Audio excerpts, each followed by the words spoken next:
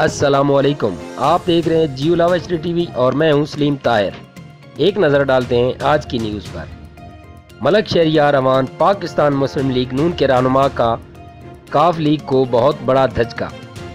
काफ league के साबिक counsellor Malak अनवार हुसैन शाह मोहम्मदी वाली काफ लीग को छोड़कर मलक शहरियार अवान पर एतमाद का इजहार करते हुए मुस्लिम लीग नून में शामिल। ये ऐलान उन्होंने अपने डेरा पर मलक शहरियार अवान को अफ्तार पार्टी देते हुए किया। मलक अनवार हुसैन ने कहा, हादसाती नुमाइंदे अवाम की खिदमत करने में नाकाम हो चुके हैं।